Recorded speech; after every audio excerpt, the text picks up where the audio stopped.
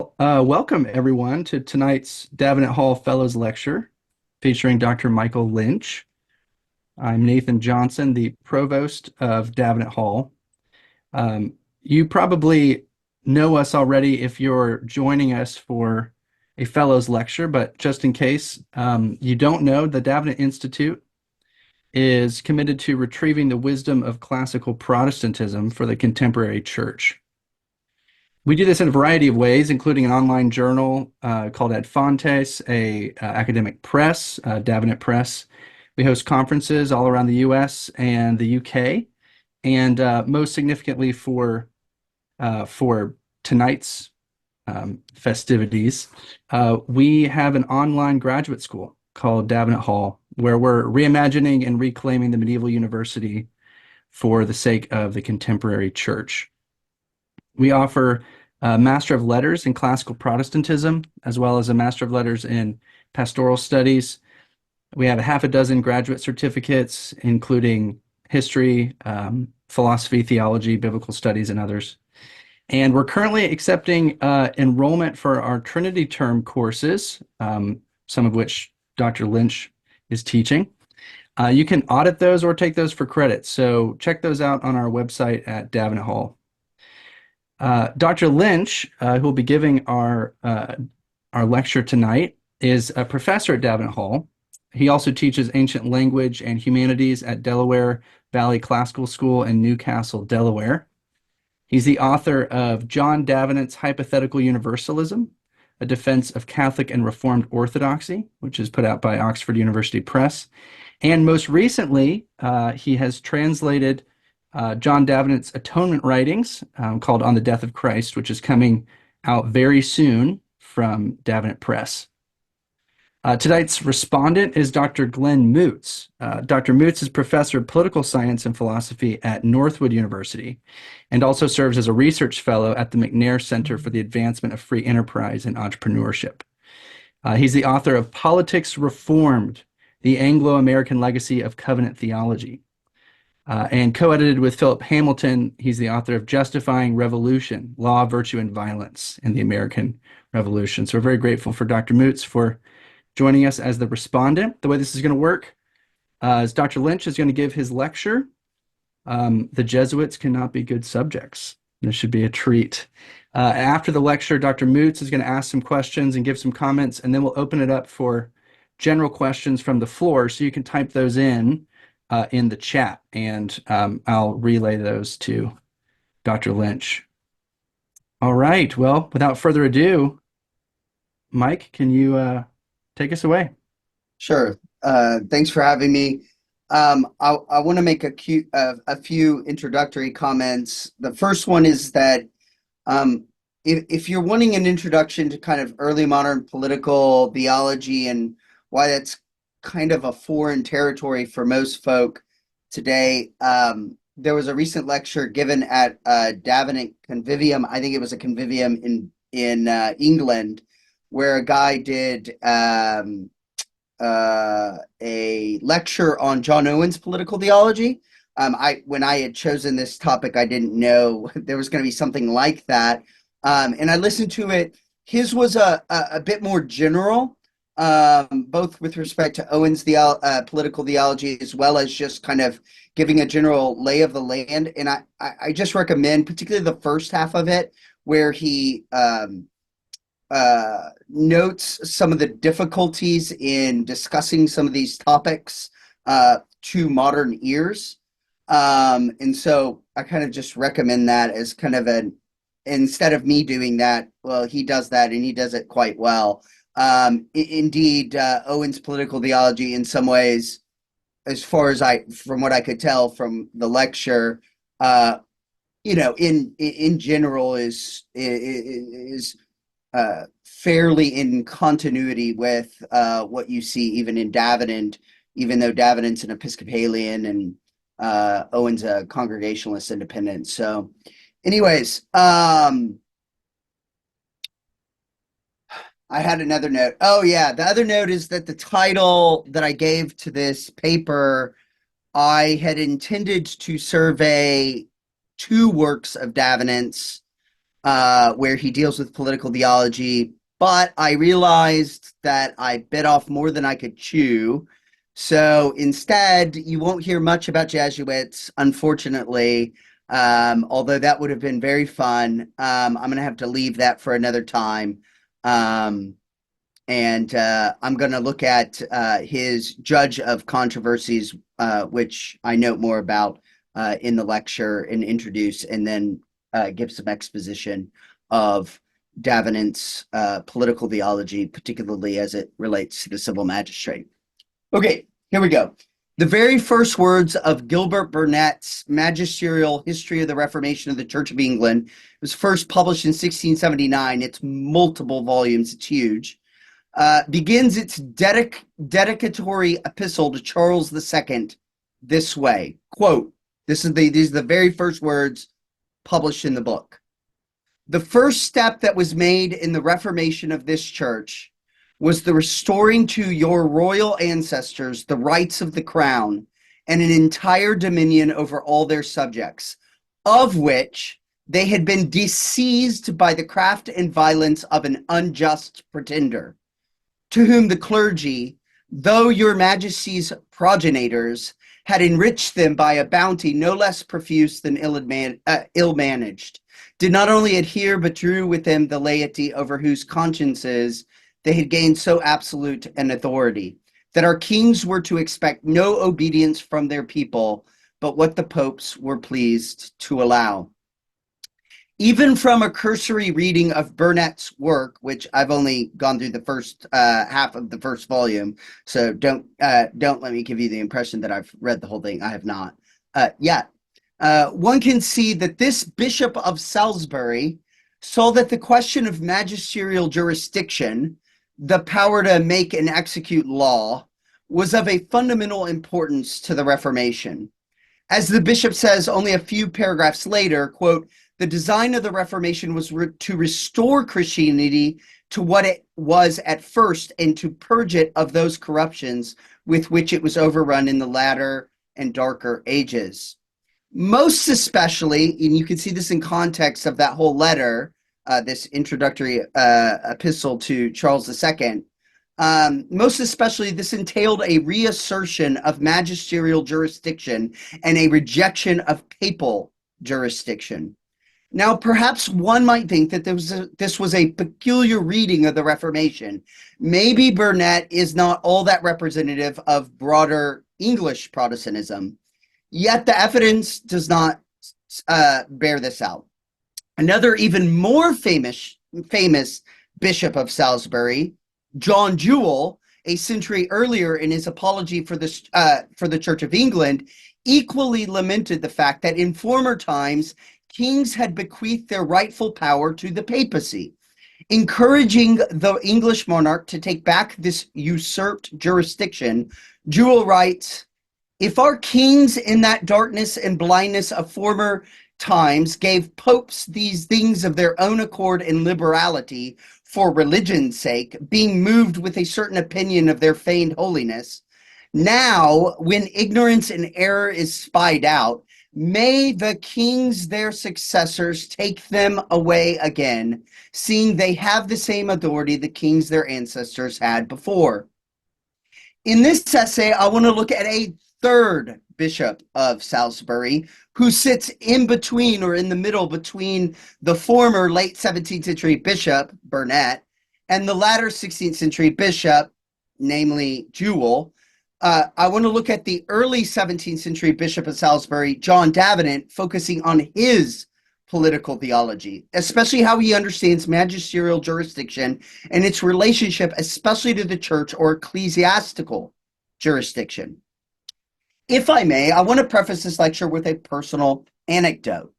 Like most students of theology who get to Davenant, at least, I came to find interest in Davenant by way of his theological and biblical works, most notably his lectures or commentary on Colossians and his work on the death of Christ, where he lays out his version of hypothetical universalism.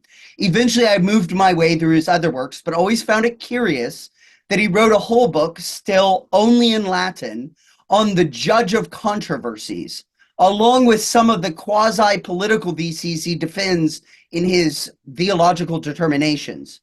For example, I thought it somewhat unusual that Davenant would defend the thesis that, quote, the papal Jesuits cannot be good subjects, or the people may not attempt a reformation in the church against the consent of the magistrate, or a king and his kingdom is inferior to God alone. Put simply, I did not fully appreciate how important political theologizing, if I can put it that way, was for Davenant, even for someone who spent the bulk of his time working on more common theological or biblical topics.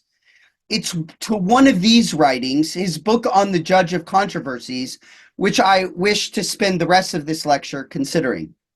My interest in this lecture is to sketch Davenant's view of the civil magistrate's role in the Commonwealth, especially as it deals with or impinges upon religious matters.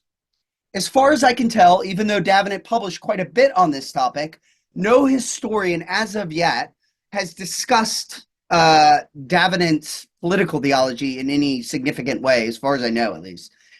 Even though Davenant's determinations and his On the Judge of Controversies were well known and consistently cited throughout the rest of the 17th century in England. Indeed, just today I was looking through Gisbertus Futsius's. He has like this book that's for theological students, and he goes through and recommends books on every possible topic. It's huge. It's like 600 pages. And it's basically an index of like reading material for theological students, all the way from philosophy to theology to political theology and everything in between. And he recommends Davenant's Judge of Controversy. He knew about it and he recommends it to be read. And this is kind of in my own, I'm amazed at how often Davenant's name comes up, particularly when people are dealing with political theology in the early modern period, and they quote from his Judge of Controversies or his determinations. So his books were well known on this topic, or his work on it.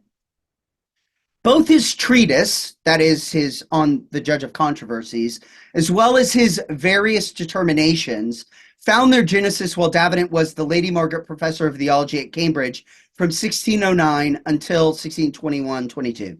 Yet neither of these Latin works were published until the early 1630s.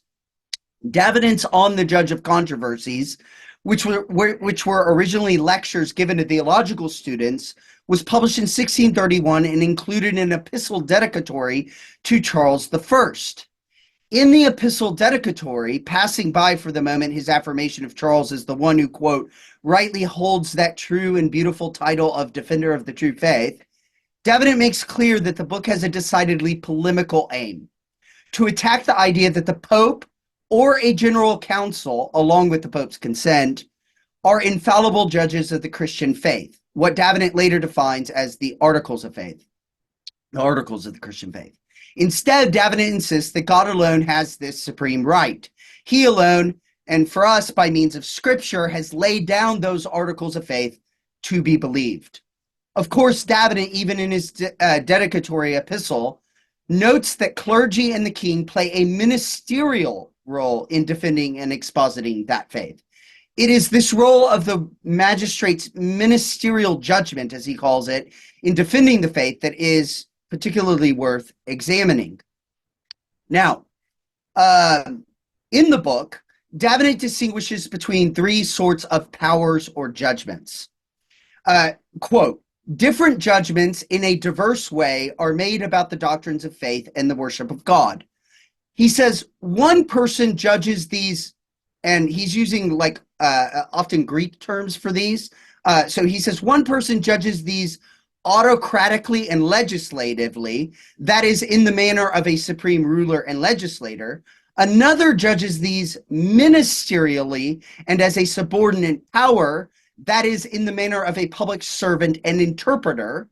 And another judges these privately and by way of hearing in the manner of a private individual, and as a disciple or listener. End quote. Now, I will ignore basically the last type of judgment and only briefly describe the first. The difference between the first type of judgment and the second type of judgment is that the first is legislative. Because God alone is able to legislate doctrine to be believed and how he is to be worshipped, he alone is the supreme ruler and legislator of the Christian faith. In keeping with Protestants, Davenant goes on to argue that God employed the means of the apostles and prophets to lay down God's laws and those doctrines to be believed in the Holy Scriptures alone. It's just sola scriptura. What then is ministerial judgment? And how does the civil magistrate participate in this? That's what I'm interested in here. Indeed, the very fact that Davenant does not give this judgment simply to clergy, but also includes the civil magistrate, is a very curious move to modern Americans. For Davenant, quote, the one who judges ministerially and as an interpreter is the one who has been delegated power by that supreme and general judge to adapt what the law has defined in general to particular cases, controversies, and persons according to the rule of law. Hence, Plato wrote elegantly and wisely that magistrates are nothing but servants of the laws, end quote. Applied to Christian doctrine, a ministerial judgment made by those whom God has delegated power in order to interpret and apply the Holy Scripture. Applied to Christian doctrine, a ministerial judgment is made by those whom God has delegated power in order to interpret and apply the Holy Scriptures with the use of the light of nature. When Davenant moves to discuss ministerial judgment, Davenant identifies three groups of those to whom God has delegated this task. First, individual pastors and doctors of the church. Second, bishops. After all, Davenant is a good Episcopalian. Finally, the civil magistrate. The first and second groups are called by God to wield the spiritual sword, with the pastors and doctors entrusted with what Davenant calls the judgment of direction or instruction. They ought to, quote, not only inquire privately and judge for themselves concerning matters of faith and religion, which is the duty of all the pious and faithful, but also by their public ministry to form and direct the judgments of others in sound and orthodox doctrine. Bishops, however, have the power of coercive judgment, defined as, quote, the power to chastise with spiritual censures those who reject their holy decrees in matters of religion and obstinately persist in their errors. In other words, bishops play the more of the role of enacting church discipline, whereas ministers are just your regular parish pastor, and your doctor of the church does more just exposition of the word in teaching. This power, this ministerial power, is this power to kind of teach and to do ecclesiastical censure of some kind, is granted to both individual bishops and church synods, whether local synods, provincial synods, or universal synods. And this brings us finally to the third group tasked with ministerial judgment, namely the civil magistrates. Active within the Christian church, there is a, quote, political judgment, which is of external and bodily coercion, end quote. Davenant explains that it is the highest political authority's office and duty to, quote, judge matters of faith and sacred religion such that everyone is bound to the profession of the approved religion with various external penalties and punishments, end quote. Now, Davenant immediately goes on to observe that churches have a different relationship to the civil magistrate depending on whether he is a Christian prince or a pagan ruler. Quote, pagan rulers were obligated to exercise judgment on the observance and worship of religion in their dominions, compelling their subjects to profess the true faith and worship. However, blinded by ignorance and malice, pagan rulers neither wanted nor were able to fulfill their duty. On the other hand, Christian rulers, enlightened by the word and spirit of Christ, know what the true and Catholic faith is, and they must command the profession of the same and can punish all, whether clergy or laity, who reject the true worship of God approved by them with their supreme authority on earth. Now, that's kind of his thesis. Davenant supports his thesis with 5 reasons and then responds to 2 objections, although the 2 objections really become like 5, but we'll get there. The first reason is put in a syllogistic form by Davenant, and it goes something like this. Everyone has the power or authority to judge in those matters in which they have the supreme power or authority to punish transgressors. But, minor premise, in the matter of faith and religion, emperors, kings, and all supreme magistrates have the power given to them by God to punish idolaters and all who corrupt the worship of God. End quote. Therefore, they have the power and authority to judge on matters of faith and religion. This demands that, quote, the king must first learn from the sacred scriptures and from learned and pious theologians what the true religion is, and then with his supreme and coercive judgment, impose it on all of his subjects, end quote. Following Augustine's famous distinction, and by the way, this is a famous letter of Augustine's. It's in our modern letter numbering, it's letter 185. So if you have like Augustine's works in English, it's letter 185. So if you have all of his letters, it's letter 185. He comments on Psalm 2, which is a famous psalm for political theology, of course.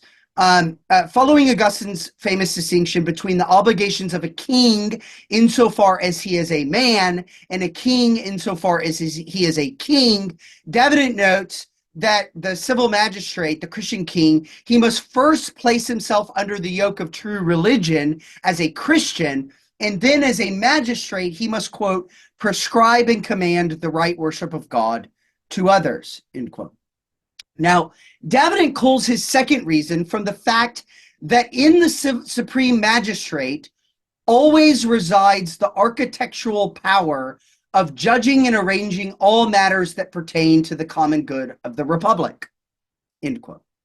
Just as the magistrate must be knowledgeable about a wide range of functions in a society which work for the good of it, such as farming, artisanry, and the buying and selling of goods, so, quote, the civil magistrate scrutinizes all these matters, investigating and judging what is useful and beneficial, and finally, with laws and penalties imposed, commanding with his supreme authority what should or should not be done in these matters, end quote. Religion is one of the matters pertaining to the public good of society, and thus the magistrate must learn the Orthodox faith and use his judicial authority to establish and impose it on everyone. Indeed, this should happen even if the majority of ministers and bishops disagree with him. He makes this point, by the way, over and over and over again. Davenant observes from the Old Testament that, quote, priests almost unanimously admitted the worship of Baal, but those who removed it acted rightly. 1 Kings 18, 2 Kings 10, end quote. This leads directly to his third reason, which comes from the fact that throughout church history, pious bishops have submitted, quote, their ecclesiastical decrees for examination, end quote, and sought confirmation of them from the supreme magistrate, quote, recognizing only him as having the judicial authority to prescribe true religion to the entire people with coercive force and to compel the rebellious and disobedient even with the terror of the sword, end quote. It follows that such pious bishops, by their actions, clearly recognize the civil magistrate to be the, quote, extreme supreme judge even in matters of religion, end quote. Davenant draws from various pieces of evidence from church history in defense of this. I'll just give you his last one, which just kind of gives you a sense of the sorts of sources he uses. Quote, compelling everyone, both clergy and laity, with penalties and fines to adhere to the religion established by this royal supreme authority belonged to the king or emperor. Hence, Constantine decreed exile for all those who did not obey the decrees of the Council of Nicaea. And then he cites Rufinus. Justinian states that his predecessors confirmed the decrees of councils and expelled heretics who resisted their decisions. He quotes from a second volume of Councils in the Fifth Synod.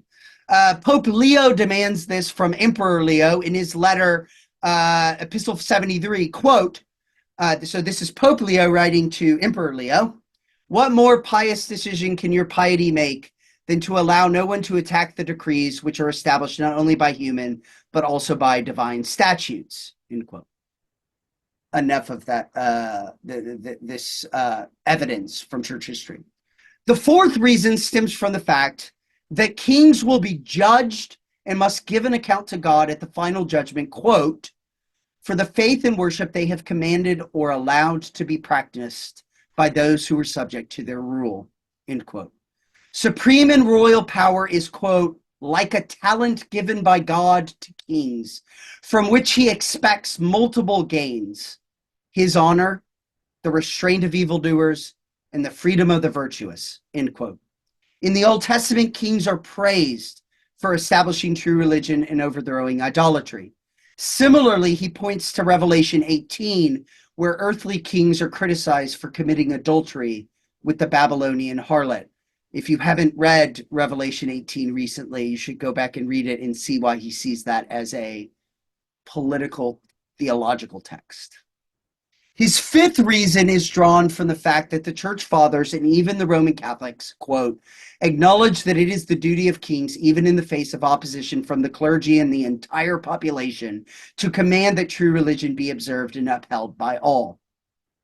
Even the English Roman Catholic would argue that, quote, our kings are bound to impose their faith with their authority on everyone, even if the majority of the clergy and the English people object, end quote. In other words, there really should not be any dispute over this point. No one really disputes this. However, like I said, he offers two apparent objections to such magisterial jurisdiction. The first one is the one that I think modern folk would be most interested in, terrified of, and otherwise. So this is the one that perhaps is most interesting to our hearers. First, if the king has authority to prescribe religion to his subjects, even to compel and enforce it upon the clergy, then does this not make the king superior even in spiritual matters to the clergy? That's the question. That's kind of the objection. Is he not, we might say, isn't the king bound to listen to the judgments of clergy and simply execute what they have decreed about religion, right? Don't they set the agenda? Don't don't ecclesiastical clergy define what religion is and then tell the magistrate what that religion ought to be and he should just follow? Davenant begins his response to this question by noting, first, and this is a really important point to keep in mind, that no one but God has ultimate authority to decree and determine about matters of faith. Clergy don't have this, the civil magistrate does not have this ultimate authority. Both clergy and the king are simply ministers of God's religious law, as it were. Moreover, using the distinctions I noted earlier that Davenant makes, Davenant notes that clergy and the civil magistrate have two different roles in ministering God's word to God's people. He notes that usually clergy, given their calling, are tasked with investigating the truth of God's word, faithfully preaching it, and defending it. Yet, even when all of this is done, it is only the king who can and ought to decree, quote, I desire and command that this faith be observed and maintained by my subjects, and that the obstinate be punished with the loss of goods, exile, or even life, end quote. Finally, Davenant adds that even the highest clergy cannot compel the king to accept what they have approved to be true religion. Rather, they should give him arguments and reasons for their ecclesiastical understandings, interpretations, and decrees, leaving it to the civil magistrate to confirm them with his authority and to oppose it upon the people as he sees fit. As an aside, this is one reason why Davenant defends the thesis in his theological determinations that, quote, the people may not attempt a reformation in the church against the consent of the magistrate. The second objection, which is a little bit more complicated, I hope I can make this clear enough, is drawn from Bellarmine. This is all from Bellarmine. I checked it. I went back to Bellarmine. It's all there. You can see it. And it involves, there's like three parts to this objection. First, Bellarmine says that if princes have the supreme power to judge true religion and compel their subjects to hold to what they have judged to be true, then all subjects have an absolute obligation to obey. Now, Davenant affirms the antecedent but denies the conclusion or the consequent. As we have already mentioned, the supreme power of the civil magistrate does not entail that it is absolute. As Davenant says, quote, "It is in itself limited and subordinate to God and his divine laws," end quote. When the civil magistrate's laws exceed this limit, they must not be obeyed, but rather we must suffer the penal consequences of disobeying it while obeying God. In short, quote, "When civil magistrates judge wrongly and wish to compel their subjects to evil, subjects have no obligation to obey them in such matters," end quote. Davenant quotes the late medieval French theologian Jean Gerson, who says, "He who resists the abuse of power does not resist divine ordination," end quote. The second part of Bellarmine's objection is drawn from him quoting from the famous 16th century Lutheran Johannes Brentius, or John Brentz is sometimes how it's kind of anglicized. Brentius had argued in his Württemberg confession, as well as in a letter in defense of himself against the Spanish Dominican Pedro de Soto, these two propositions. So you can see it both in his Württemberg confession as well as in this letter against the Spanish Dominican. Here are the two propositions that Brentz, the Lutheran, argued. First, princes should compel subjects to the religion which they, the magistrates, judge to be true according to their own conscience. Second proposition, subjects should not profess a religion imposed upon them by a prince unless they themselves judge it to be sound and orthodox. Bellarmine judges these to be, and this is his exact words, both absurd and contradictory. On the other hand, Davenant thinks both are accurate and true and good. The prince is obligated to compel subjects to the religion which he thinks to be true. Yet he should not judge anything to be true about religion except that which God in his word has said is true. Hence, quote, "When the prince is..." My kid says hello. Good night, Bubba. Love you. We're having a movie night. Oh, great. Enjoy your movie night, Bubba. So here's Davenant on this point and how to kind of deal with these two propositions that are seemingly in contradiction to each other. He says, hence, when the prince is mistaken in judgment, he is not obligated to impose his erroneous judgment on his subjects, but rather he should renounce his error. That's his obligation. However, while caught in error, while he thinks that the error is true, he remains entangled. If he compels subjects to that erroneous faith, he sins against divine law. If he does not compel his subjects, he sins against his conscience because he neglects to defend what he thinks is true religion. He doesn't do his duty. End quote. Davenant also agrees with Brentius's claim that, quote, "subjects should not profess a religion unless they also judge it to be sound," end quote. According to Davenant, the coercive power of the prince does not absolutely bind the subject, except under the condition that it does not compel him to do that which is unlawful, end quote. Subjects always have the right to judge in their own minds whether an imposed law is lawful or unlawful, pious or impious. If unlawful or impious, then the subject ought to endure what the king threatens rather than obey the unlawful command. Davenant appeals again to Augustine here. Finally, Davenant deals with Bellarmine's conclusion. Bellarmine concluded that Roman Catholic magistrates would act rightly if they were to compel their people under their jurisdiction to the Roman Catholic faith, which they judged to be true. Davenant says, no. Although it is the duty of the magistrate to compel their subjects to religion, he has the duty to compel them to true faith, not the superstition of Roman Catholicism. As Davenant tersely writes, quote, papism is superstition, not true religion. Therefore, Roman Catholic magistrates would not act rightly.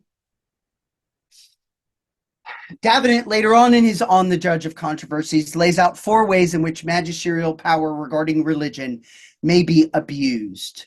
And perhaps if you're listening now and you're thinking to yourself, this is giving way too much power with respect to religion to the civil magistrate, here's where he speaks to civil magistrates, as it were, about how they could abuse such power.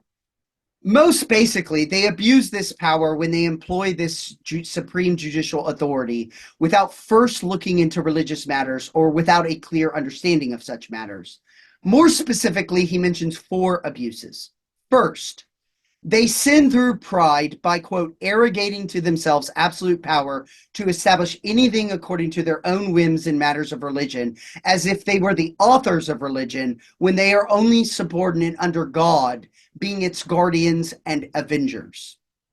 2, they sin when they simply leave the determining of true religion solely to clergy.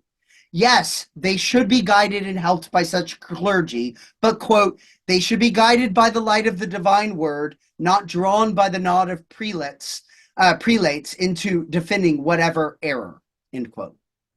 Third, a king errs when he, by ignorance or lack of good judgment, is deceived by the falsehood which appears true, and hence imposes heresy on his subjects, as several emperors did when Arianism was popular, as he notes. Finally, fourth, they exceed the limits of their power and sin when they assume the authority to perform priestly acts, which are only legitimately done by those called to such a ministerial power. Those acts being the public preaching of the word and the administration of the sacraments, including ecclesiastical discipline. Now, what are we to make of all of this? How does his position on the civil magistrate map onto other positions in the period? Now, I do not claim to be an expert on broader positions of the civil magistrate relative to religious matters, but I've stayed at a Holiday Inn. Or, in other words, I've read a lot of Baxter on political theology. I've read quite a bit of Jewell on political theology. I've read Vermigli. I've read some Bullinger, right? I might have even read some Musculus on this. I've read some things, but I don't claim to be an expert like Dr. Moots is. But here's my take. First, Davenant's teaching on the role of the civil magistrate regarding religion is, by and large, in keeping with 16th and 17th century Reformed teaching. Like the important reformers of the English Reformation, such as Jewell, Bullinger, Butzer, and Vermigli, Davenant broadly says the same thing as they do on the duty of a civil magistrate, of a Christian magistrate, to protect and nourish true religion via the sword. Moreover, like those others, he affirms that the king is given such power by God. Interestingly, Davenant doesn't seem to really address the question of whether such power is given to the king by Christ in his mediatorial role or in his role as creator God. The reason I bring this up is this is definitely a debate by the time the Westminster Assembly happens, though I don't see any place where Davenant directly addresses that question. I don't think he sees this as a really important question, but you'll see why people like Gillespie and Rutherford and others who also write on political theology quite often make big hay of this. Second, Davenant's superstructure of magisterial power in its relation to the church is not near as complex as one sees in, say, Baxter and Gillespie. Now, this might be the fact that he didn't actually write a political treatise. Judge of Controversies is a polemical work against Roman Catholics, and it has more to do with how we determine, whether or not private conscience is something that has a role to play in determining what is true and false, and what role the church has in that, what role the civil magistrate has in that, and then finally what role God has in determining the Christian faith. So it's not a treatise on political theology per se. So perhaps if you pressed him more, he would sound more both nuanced and it would become more complicated. But this is all he wrote. I mean, except for what he wrote in Determinations. And there's a little bit more complexity there. But if I might venture to describe Davenant's vision, I think it goes something like this. God has laid down his moral law, both in writing and in the law of nature. All magistrates and clergy are empowered by God and commanded by God, both by nature and through supernatural revelation, to interpret and enforce divine law. In this sense, they are both ministers of God. Though clergy use means of persuasion along with spiritual censures, such as church discipline, while the civil magistrate uses a physical coercive means by bearing the sword. Both are ministers of God, as Romans 13 calls magistrates. When our Lord came, there was perhaps in Davenant an added obligation for magistrates to submit to Christ's lordship, to, as it were, kiss the Son lest he be angry, because he does make much of Psalm 2. In short, I do not think Davenant would agree with Gillespie's, this is George Gillespie, Scottish Presbyterian, his differentiating between the different grounds of authority relative to civil and ecclesiastical power. Gillespie writes, for instance, quote, "They are differenced, the one for the other, from the other, in respect of the very foundation and the institution. For the political or civil power is grounded upon the law of nature itself, and for that cause it is common to infidels with Christians. The power of ecclesiastical dependeth immediately upon the positive law of Christ alone. The former, that is, political or civil power, belongeth to the universal dominion of God, the creator over all nations. But the latter, that is, ecclesiastical power, unto the special and economical kingdom of Christ the mediator, which he exerciseth in the church alone, and which is not of this world." End quote. For Gillespie, this means that only Christian magistrates, I'd have to argue this later, Gillespie, but you could go read Gillespie and he talks about this. This means that for Gillespie, only Christian magistrates have the duty to impose Christianity on their subjects, and that only if their subjects consent to Christianity. Davenant instead thinks all magistrates, pagan or Christian, are obligated to enforce true religion, which would be Christianity, whether the people or even the clergy consent to it or not. He makes this point over and over again. Davenant's approach is closer to Baxter's understanding of magisterial power, Richard Baxter, than Gillespie's. Davenant does not speak of two kingdoms where the clergy work under some spiritual kingdom while the magistrate works under some natural realm, as Gillespie seems to think. In short, if Samuel Rutherford's claim is right that, quote, "the magistrate as the magistrate," should we speak accurately in such an intricate debate, "doth not serve Christ as mediator, for then all magistrates, heathen and Indian, were obligated to serve him." If that's true, and if that's what this involves for Rutherford and for people like Gillespie, then perhaps Davenant would have taken the position at the Westminster Assembly that some at the Assembly did take, like Cornelius Burgess and Stephen Marshall, arguing that all civil magistrates are obligated to serve Christ. It seems like he would go in that direction. It's actually not a surprise that some of those guys would, because many of the guys that go that route are also kind of for this reduced episcopacy. And so they're kind of, they're Episcopalians in some way. They would have also been called Erastians, even though I think that term's used more as a baddie term than an actual term that means much. I think it means something, but they throw around Erastian to name any person that they don't like who gives too much power to the king. So anyways, I should briefly talk about sources, and I'm pretty much done here. His sources that he uses in this book, as far as I can tell, most of them are early church fathers and various councils and synods throughout church history. And he does not quote from Calvin or Bullinger or Jewell, I suspect because of the polemical nature of the work. It's contra Roman Catholicism, so quoting Bullinger isn't really, like an authority for any Roman Catholic, right? So anyways, so it's a peculiar work in that way, because most of his other works are filled with quotes from the Reformed tradition in some way, but this book is almost completely devoid of it. by and large. Perhaps there's some when he gets to ecclesiastical, but I haven't read all of that because I'm not interested in that right now.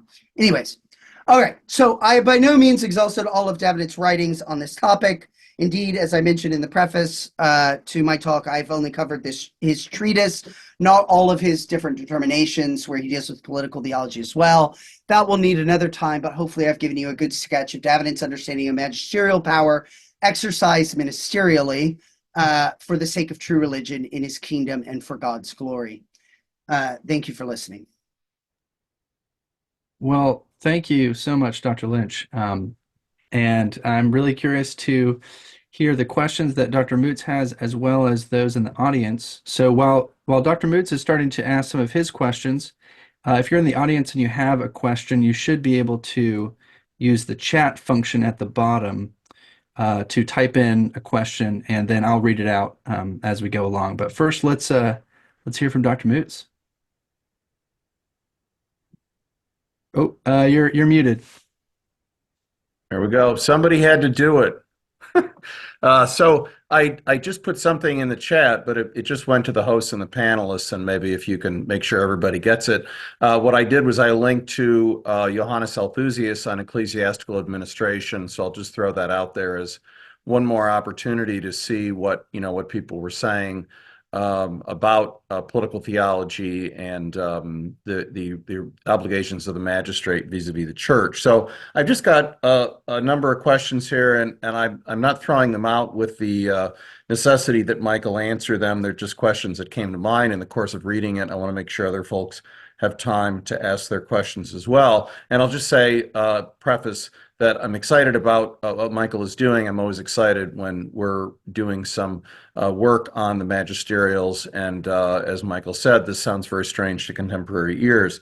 So that I guess is my first question. And I think it's not just a question for Michael, it's a question for all of us, whether this is just kind of a purely historical study out of our own curiosity about the past, or whether this is some kind of recovery project. In other words, what is the relevance for these things today? And of course, that raises questions about what historical circumstances may make this impossible, or are they theological objections that we have, et cetera. And of course, I don't need to explain to everybody that those questions are quite timely and have come up with some enthusiasm over the last few years.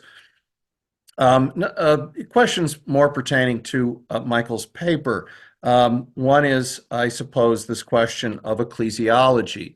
What is the relevance for ecclesiology? For example, he mentioned Baxter and Gillespie. Obviously, whether one is an independent or congregationalist, whether one is a Presbyterian, for example, you talked about, for example, soft Episcopalians. This seems to be relevant for this question of what the magistrate may or may not do vis-a-vis the church. On the differences that you had mentioned, Michael, you'd said that Gillespie said that only the Christian magistrate has the duty provided that the subjects consent, or that they're essentially Christian, whereas Davenant has all magistrates carrying out this duty whether or not the people consent.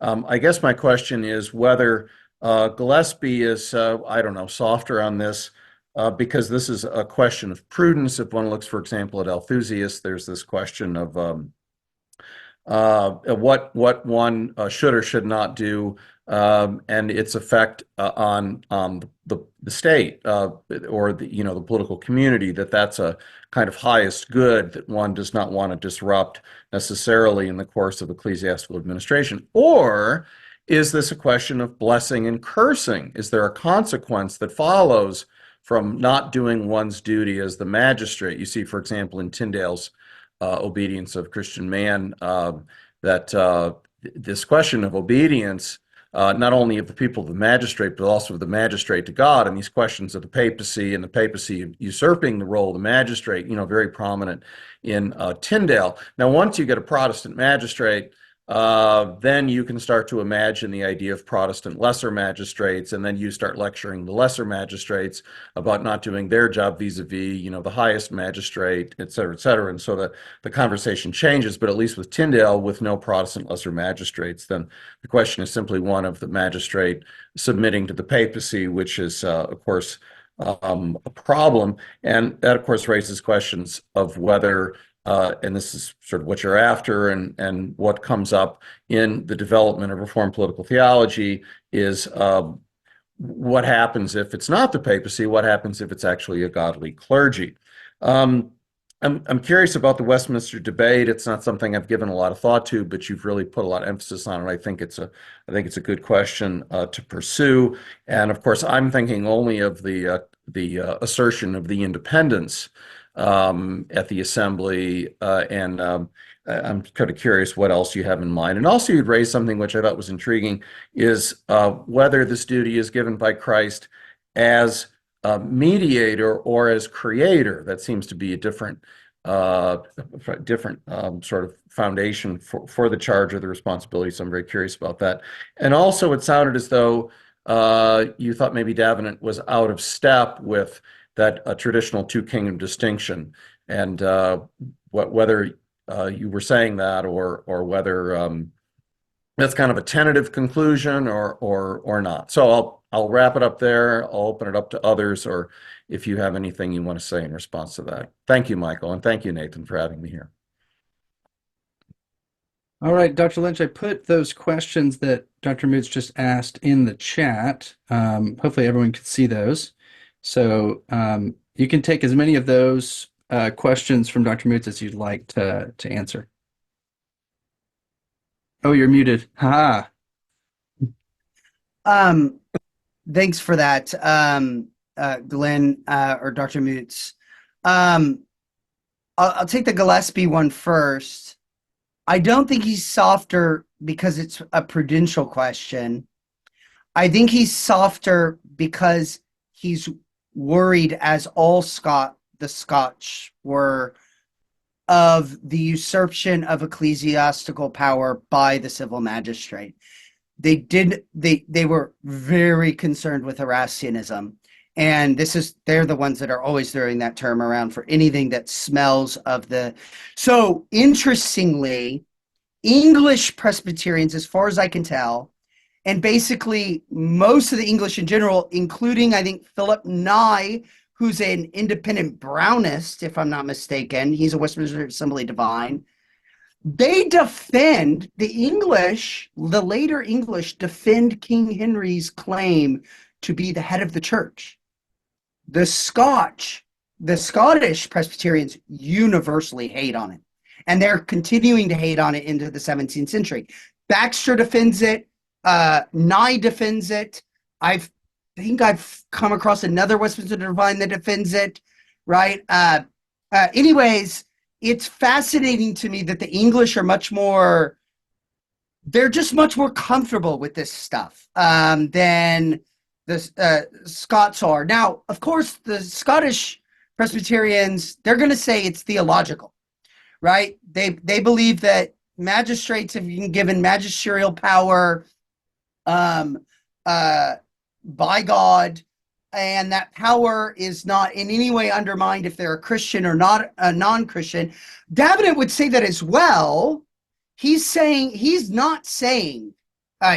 it in his determinations at various points. He'll say things like, if it's a pagan magistrate, you're still to submit to the pagan magistrate.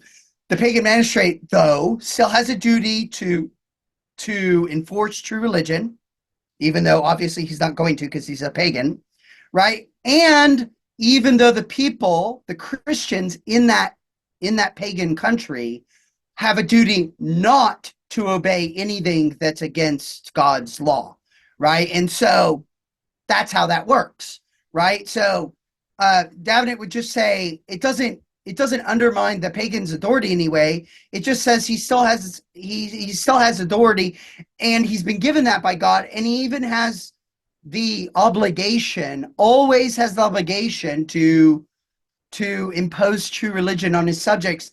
Now, this gets to the other question about whether or not, how does this work in the modern context? And I think people like Baxter and Davenant would simply say it is insane for any civil magistrate to say that that is not his duty because the Bible says it's his duty. In other words, God has already said this is the duty of the civil magistrate. Ergo, it is insane. It would be insane to them for any magistrate, civil magistrate, supreme civil magistrate. Now, in the American context, those powers are divided somewhat, but they're supreme at each level, right? I just think that they would say they are being derelict of their duty. So, anyways, and there are other things like the consent business. Baxter, and I suspect Davenant as well, though Davenant never really deals with the consent question all that much. I know Baxter does, and Baxter says that when a people consent to having a civil magistrate, he says that's the sine qua non of magisterial power. It does not give magisterial power is always given by God downwards, but it's the sine qua non of magisterial power. He says,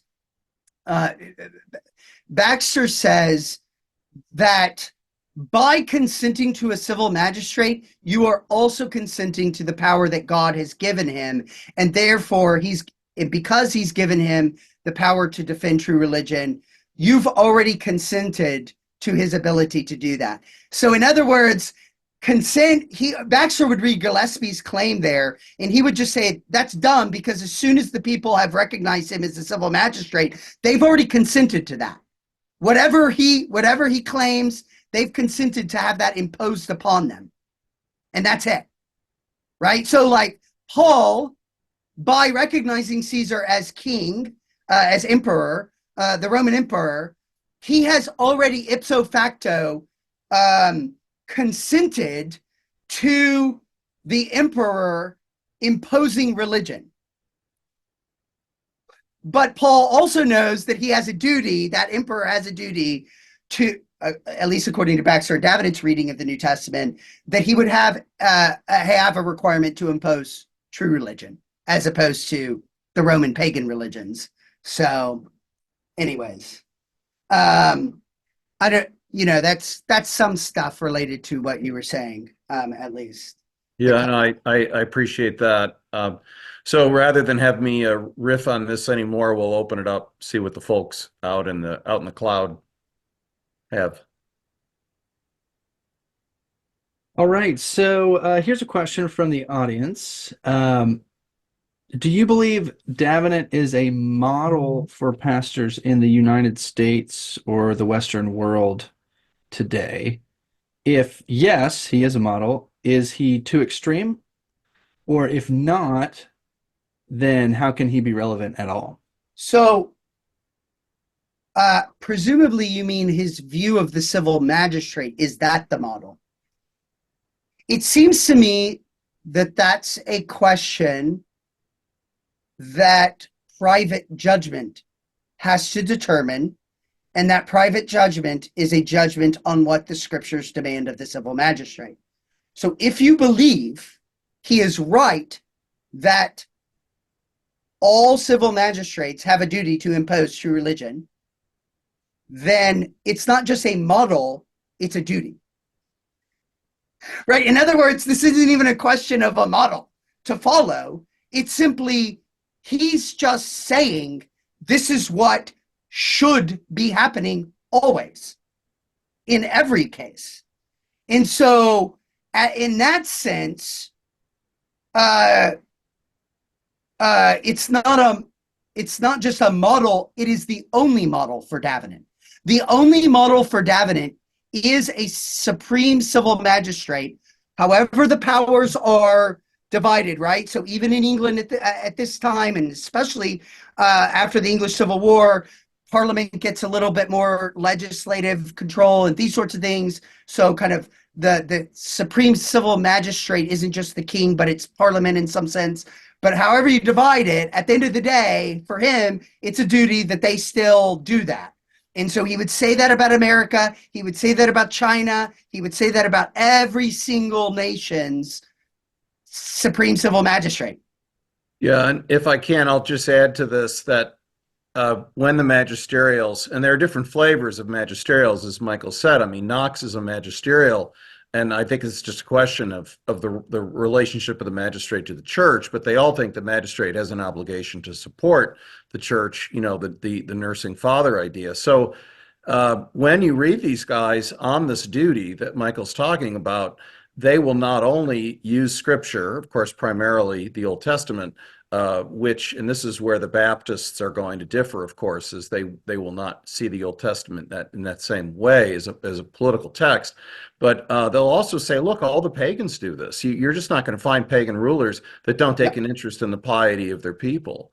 So this notion that the magistrate is somehow neutral on these questions is like, from a historical perspective, is something that happened about 5 minutes ago. Right. And I suspect any of these very learned, incisive, well-educated theologians from this period, if they spent only 10 minutes hearing about what, say, America's laws are and what certain of our lesser and higher magistrates demand of certain folk, they'd say, well, they say it's not religious, but there's a lot of religion going on here. So I suspect they'd say they're lying to say they're not imposing a religion and that there's still religion going on. It's just an imposition of a particular paganism of some kind or another. Well, I'll throw in a question here.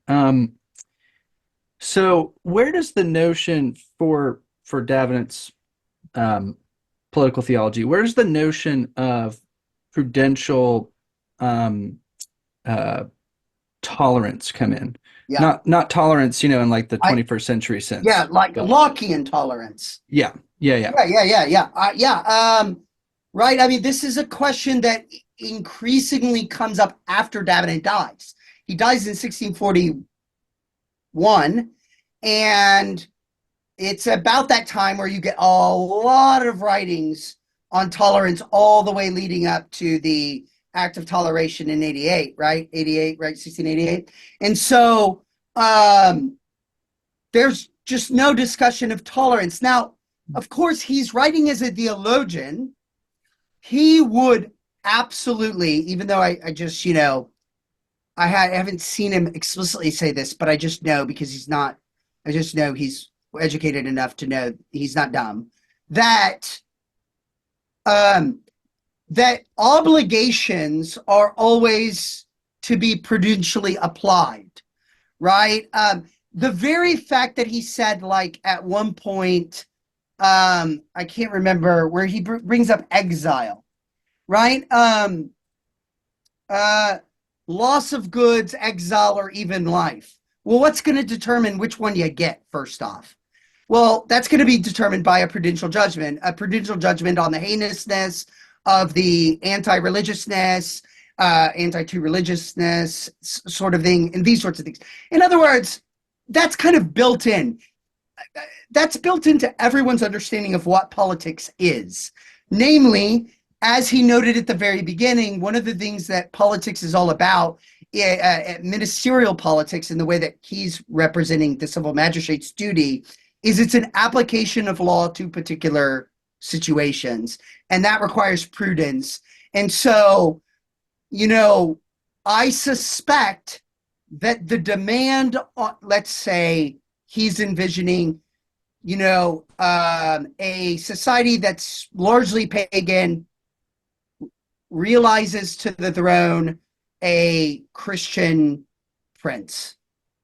And they like him because he just won this battle for them. They don't agree with his religion, but they understand that kind of comes along with it. because that's what consent would. Everyone knows that that's what comes along with it, right? And they like him anyways. He's made their society better, so they put him up, and they make him king, and they recognize his authority.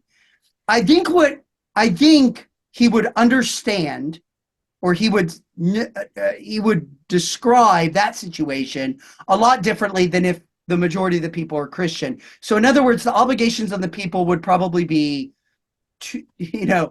lessened, right? You're not going to be putting to death every single pagan in that society, because you'd be putting to death your whole society, right? And so that is going to require a lot of give and take and slow, methodical moving towards the Christian religion, perhaps taking away some of the most vulgar of pagan holidays where, they celebrate like the Bacchian celebrations that they did in, various cities in Rome and these sorts of things. I have in mind all this stuff because I teach Greco-Roman, history all the time. And so I'm thinking to myself, I'd get rid of those first probably. But, are you going to just close down every single temple immediately? Probably not. But then you might start instituting maybe a Sabbath day rest on every person. Every person can't work or something, because he's actually a big Sabbatarian, Lord's Day Sabbatarian, Baxter is. And so, anyways, I think it would be a process. And so there's always going to be an amount of toleration, right, involved. Toleration was happening even before the laws of toleration. It was always the question of the civil magistrate, lower and higher. Do I prosecute or do I just let it go? That was always a question. And if you're letting it go, you're tolerating it. You're not saying it's good. You're just not prosecuting it. So prudential judgment is always there in politics. That's great. Thank you. So we've got a couple more. From Trent, would it be proper for governors of states in the U.S. to view themselves in a magisterial role?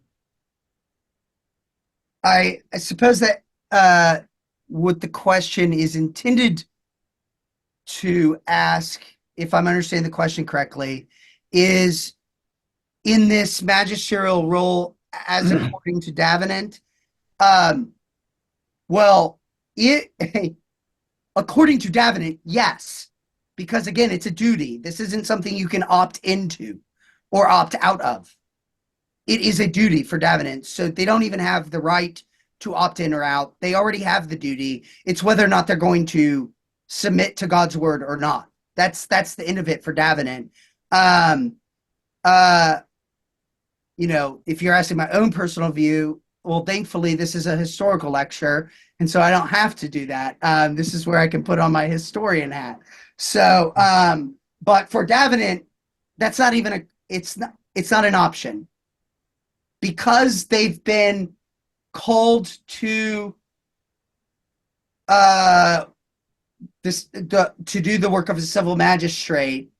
They have an obligation to have God's law shape the way that they function, to the degree that they can allow that to. I mean, if you're just doing tax, stuff, then, it's probably not having that much of a, you don't have a lot of role on that. But if you're the governor of Texas, you do, because you are actually, in the American context, you're basically a supreme civil magistrate, because there's no one actually over you.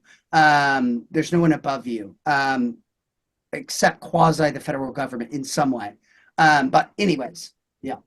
Yeah, I'll just say on this that this is a question that would have a stronger parallel after you've had a Protestant magistrate, for example, in England, once you had the reforms, Protestant reforms, and then you get Mary back. And so they're hoping that those Protestant nobles will see themselves kind of as maybe as you're thinking about a governor.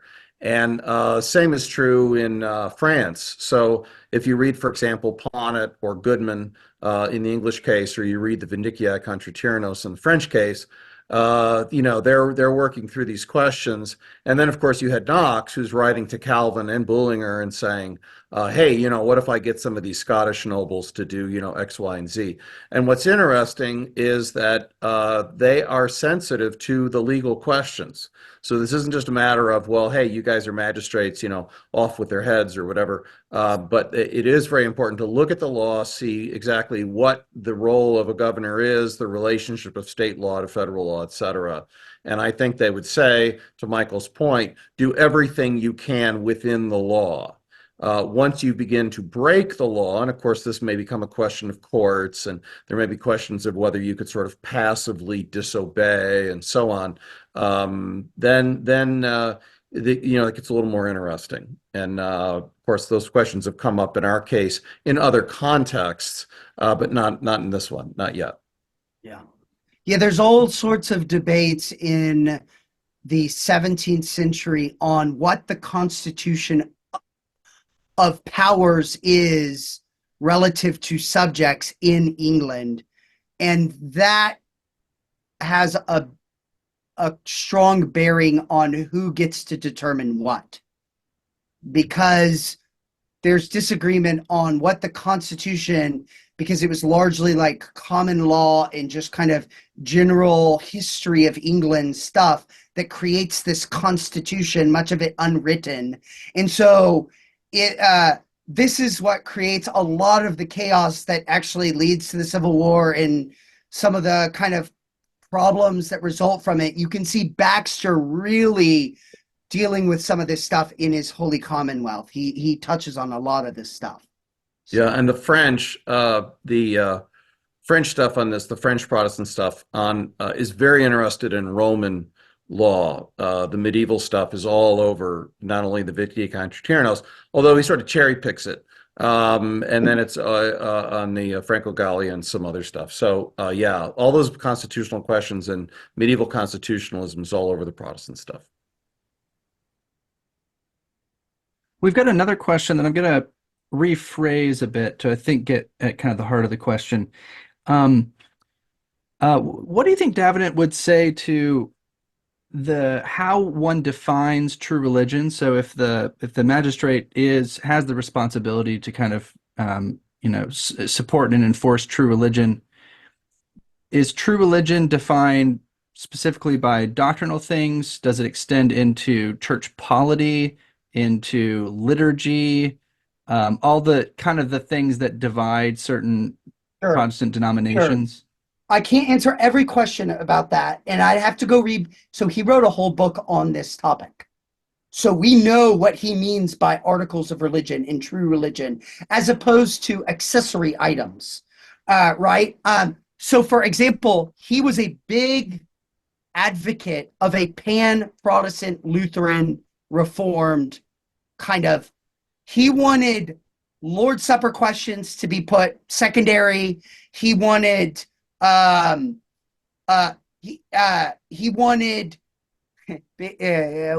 when there were soteriological issues with the Lutherans, he said, can't we just agree that all the bad that any human beings ever do is because of human beings, and all the good that any human being ever does is because of God's grace? And if we can agree with that, I said, he's like, if we can just like literally agree on those two propositions and apply them at every point, he's like, you become a Calvinist, I think. But then also, instead of a kind of Lutheran, squish Arminianistic sort of Lutheran, but it's Apostles' Creed for him, which is kind of at the basis of it all.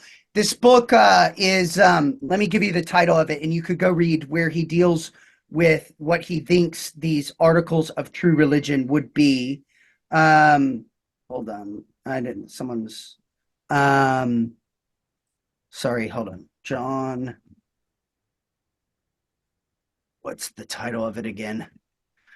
I should know these things off the top of my head at this point. But while Michael's looking for that, go ahead. I'll mention that, of course, Melanchthon has this modified Augsburg Confession, which becomes popular among the Reformed. And so there were these efforts to build bridges between the Lutherans and the Reformed. Luther's refusal to shake Zwingli's hand, notwithstanding. So and you'll still see among the Lutherans, even to this day, some of the Lutherans identify themselves as being against the modified Augsburg. I forgot, you'll see it. It's like a little abbreviation sometimes on Lutheran churches, and that's their way of saying, we never went in for this pan-Protestant business that the Reformed wanted. Yeah. The book is called The Exhortation to Brotherly Communion Betwixt the Protestant Churches. And what's important about the book is a good portion of it is trying to identify that which is essential to true religion.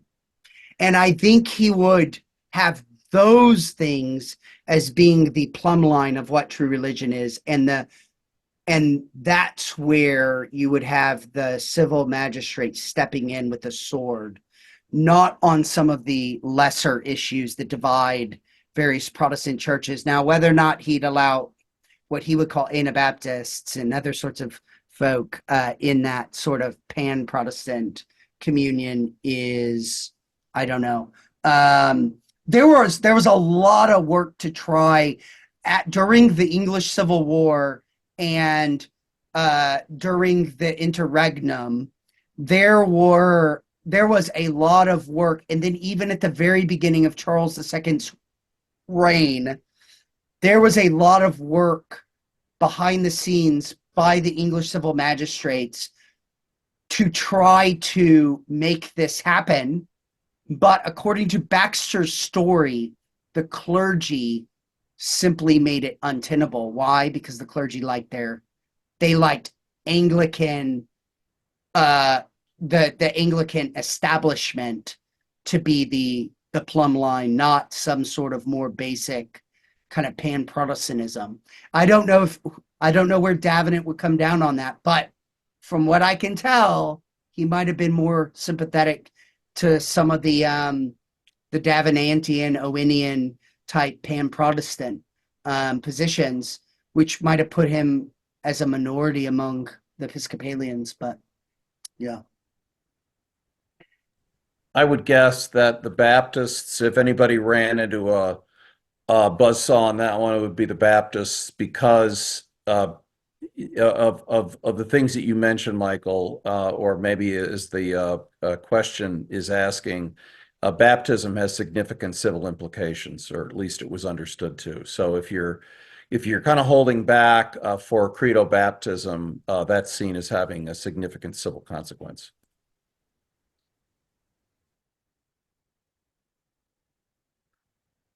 Got one more question, unless somebody else wants to throw something in the chat for us.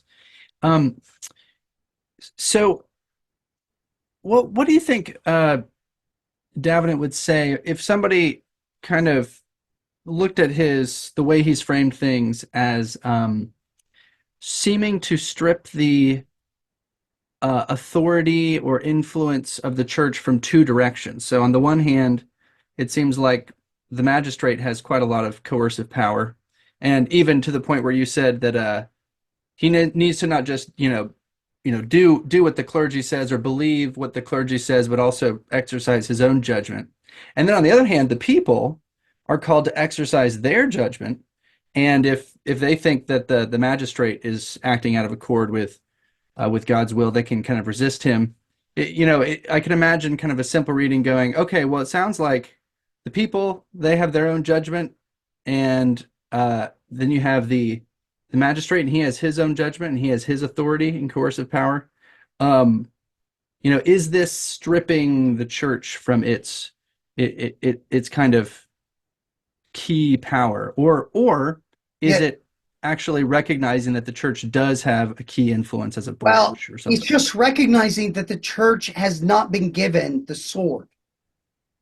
And so therefore, it is just limited. They can preach, they can exhort, they can remove from communion, but that's all they can do. And that's why in Davenant's model and all these other guys' model, you have to have the sword, because that's really just not enough power to protect true religion, at least for these guys. It's not an undermining of that authority. It's saying exactly what I think that how they would read the New Testament, and that we don't fight against flesh and blood, and that Paul's not taking up the sword against Caesar, right? Right, it's just limited. That to say just because it's limited means that it's denuded of power is ridiculous, because the word is very powerful. These are Protestants, after all, right? They think that the word cuts through bone and marrow. So, but the Reformation can't happen by that alone, as Davenant has a whole thesis on, or defends that whole thesis in one of his determinations. You need to have the civil magistrate agree with the Reformation, with any reformation of the church. Excellent. Nathan, what do you think? Did that answer it, or are you Well, happy with it? I think that's an interesting answer, basically saying, well, they're describing it the way it is. He's describing it the way it is. He's not stripping it of any power. He's just showing the limits of the power. And that framing seems to make sense. But I think there might be an additional thing we could say, which is, because private judgment is a part of this whole framework, both on the people's side and the magistrate's side. You talked about how Davenant says that one of the powers that the church has is to educate, to exhort, to exposit from the scriptures. And so which is getting at what you're saying about the power of the word, that the power of the word forms people's judgments, so that if the clergy are exercising their, powerful but limited authority properly, it is more likely that the magistrate will form proper judgments and exercise his authority in a proper way, and the people will form proper judgments and submit to that authority in a proper way. Yes, as Baxter says, the ideal commonwealth is a healthy church and a healthy civil magistrate. You have an unhealthy magistrate with a healthy church, or you have an unhealthy church with a healthy magistrate. That is not the ideal holy commonwealth. That is going to create problems. And then when you have an unholy church and an unholy, then you really have problems. See the Greco-Roman Empire. Yeah. Dr. Moots, do you have a last thought or perspective for us? No, I appreciate everybody coming, and I appreciate the opportunity to be here. And of course, I appreciate what Michael's doing. I think we can never have too much of these projects, especially given the circumstances and given a lot of historical ignorance about what Protestants used to believe, and I'll say even consider axiomatic on civil questions. Agreed. Well, thank you to Dr. Moots for joining us as the respondent, and thank you very much to Dr. Lynch for your excellent lecture, thought-provoking ideas. I would really encourage y'all to be on the lookout for Dr. Lynch's new book that's coming out with Davenant Press on John Davenant's atonement writings. And also check out our course offerings at Davenant Hall coming up in April. All right. Well, I hope you all have a wonderful evening.